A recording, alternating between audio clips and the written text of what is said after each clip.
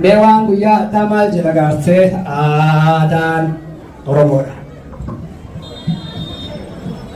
Assalamualaikum warahmatullahi wabarakatuh. Achirra bayaame. Achi gubbaa bayaame.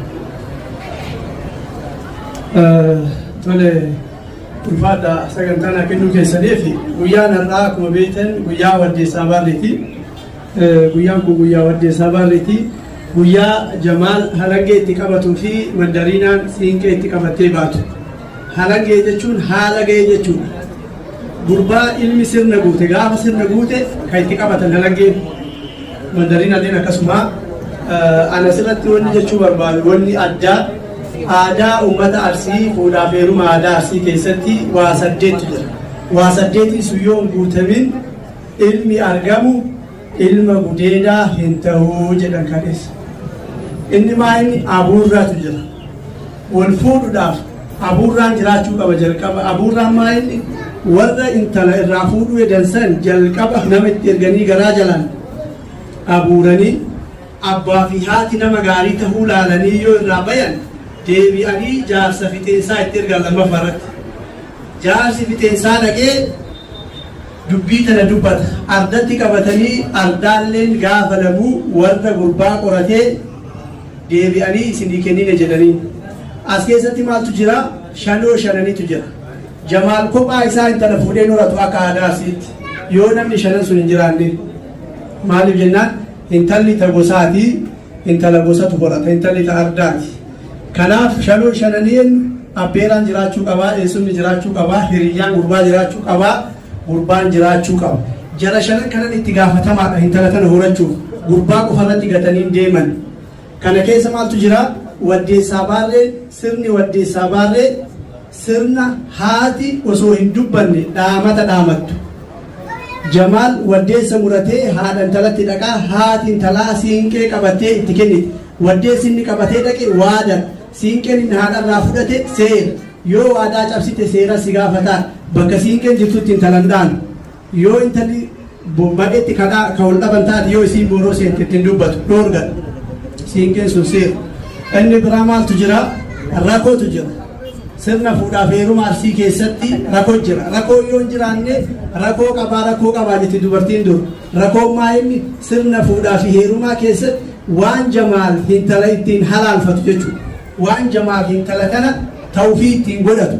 Akkanumaan lafaa ka'ee osoo isiidhaa waa hin kennineef haadha manaa godhachuu hin danda'u. Rakkoo qabaachuu qaba. Isa bira taraa. Maaltu jira?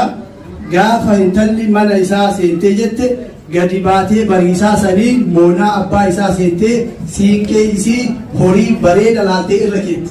Horiin isiin irra keette sun Jamaal illee irraa waan qabu kan Kanaafuyyuu fuudhaaf heerumni aadaa Arsii jaarsa fixeensaa qaba, waddeessa baarree qaba, geegawoo qaba, geegessituu qaba, shanoo shananii qaba, dhaamata qaba.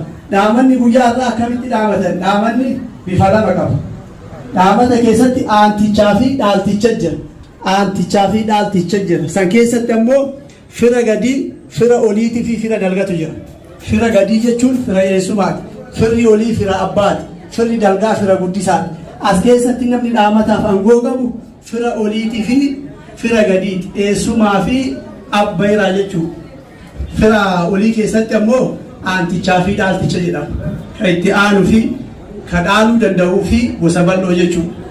Kanaaf walumaa galatti fuudhaaf heerumni uummata Arsii kaleessaa qulqulluudha. Safuu eeggateetiin deemaa. Aadaa Arsii keessatti intalli gaafa gadaa lama fixxe heerumuun dirqama. Gadaa lama jechuun waggaa 8 duraa, waggaa 8 itti aanu, waggaa 16, waggaa 17 irraa hanga 24 fuudhamuun murtii murameef. Waggaa 24 bira tartu. Gaafa waggaa 24 bira tarte abbaa daddachisaniitu 8 daddachisaniitu intala san gurgura. Osoo intalli sun hin heerumin namni sun aangoo qabatu caasa sirna gadaa keessatti 8 dalaguuf hin deemu dhoorgata safuudha. Gurbaan waggaa 36tti fuudhu murameef. Waggaa 36ttis jahaa gadittis fuudhuu hin danda'a. Garuu waggaa 36 ol darbuu hin danda'u. Fuudha aadaa Arsii keessatti.